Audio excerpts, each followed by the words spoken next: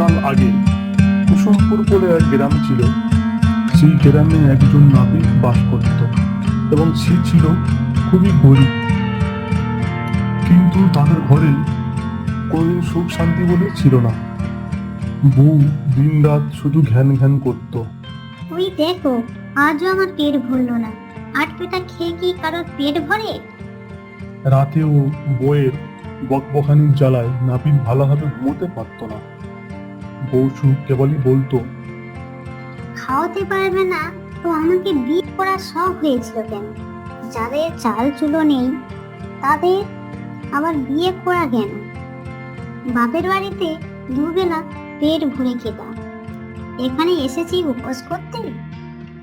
বিধবা উপোস করে, তুমি বেঁচে থাকতে কি আমি বিধবা হয়েছি? শুধু এ কথা বলেই থামতো না বউ। মাঝে মাঝে ঝাঁটা তুলে দুগা লাগিয়েও দিত।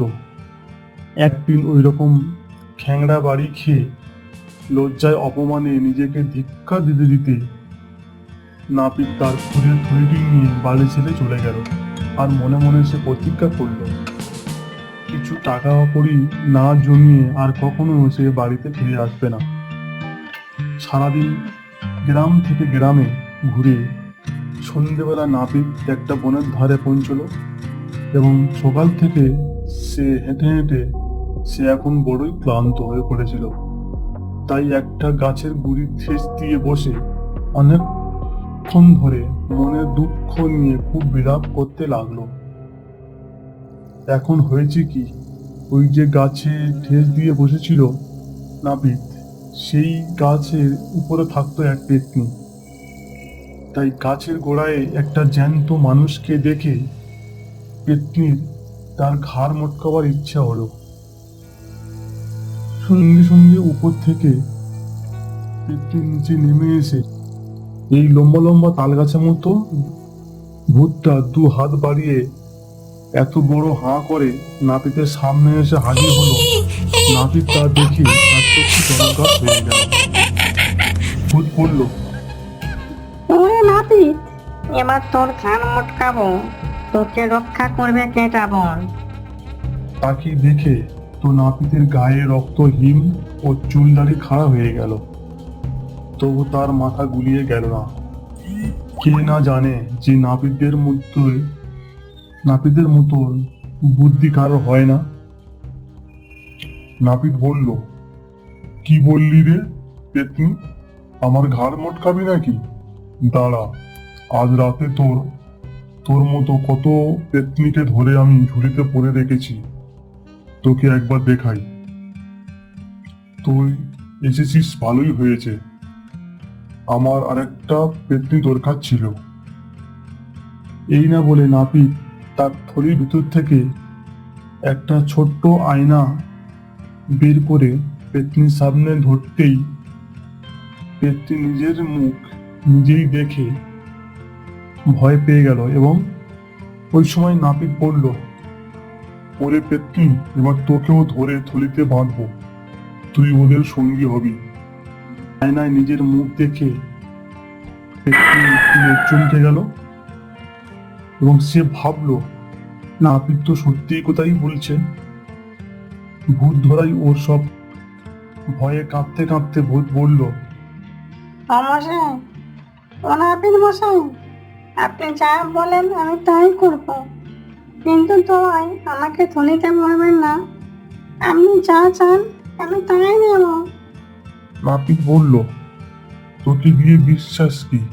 কে না জানে ভূতেরা বেজায় মিথ্যাবাদী। মুখে বলবি একরকম, তারপর কাজের বেলায় অন্য রকম।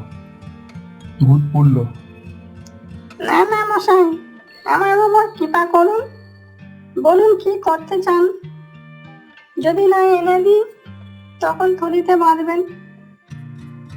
নাপিত বলল, বেশ, তাহলে এখনই আমাকে 1000 সোনার মোহর এনে দে, আর কাল রাতের মধ্যে আমার বাড়িতে একটা মস্ত বড় ধানের গোলা বানিয়ে তাতে ধান ভরে রাখিস। আগে আমার মোহরগুলো আনতো দেখি, নইলে থলিতে ভরবো।